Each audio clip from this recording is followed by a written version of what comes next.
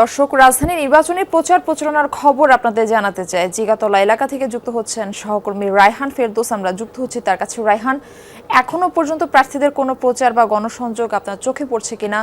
ভোটাররা কি বলছেন, যেহেতু নির্বাচনের আর মাত্র কিছুদিন বাকি? সিলন টি রপ্তানিতে শীর্ষে। এই আসনে বেশ অনেকজন প্রার্থী রয়েছেন।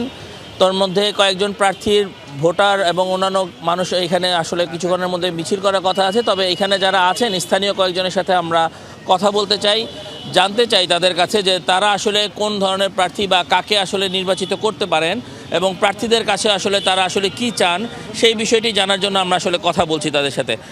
আপনারা যদি আমাদেরকে একটু বলেন, আপনারা এই আসনের প্রার্থীকে আসলে কি দেখতে চাচ্ছেন বা তাদের কাছে আসলে কি আশা করছেন এই আসনের প্রার্থীর কাছে? দেখেন, আসলে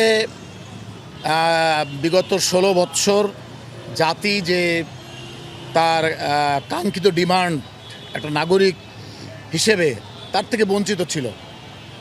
তো জুলাইতে 24-এ যে মানুষ স্বাধীনতার যে সুবাতাস পেল, তারপরে জাতি বা আমরা যারা আছি সাধারণ নাগরিক তারা মনে করছি যে আসলে দেশটা যেন আবার সেই পূর্ব অবস্থায় ফিরিয়ে না যায়। তাহলে আমরা কেন এই কথা বলছি? আগে আমরা দেখেছিলাম এই দেশের দুর্নীতি, খুন, গুম ইত্যাদি, এটা যেন ফিরে না আসে। জাতি যে সুবাতাস পাইল, এত প্রাণ দিল, আমরা সাধারণ নাগরিক সাধারণভাবে বাঁচতে চাই। 1 নম্বর কথা, আমাদের ঘাড়ে, জাতির ঘাড়ে যেন আবার কোনো সন্ত্রাস নেমে না আসে, দুর্নীতি নেমে না আসে।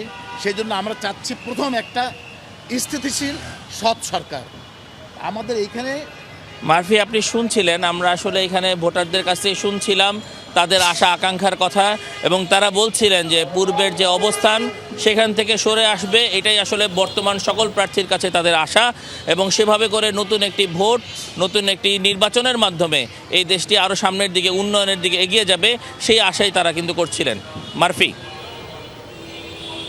রায়হান ফেরদৌস, ধন্যবাদ জানাচ্ছি আমাদের সঙ্গে যুক্ত হওয়ার জন্য।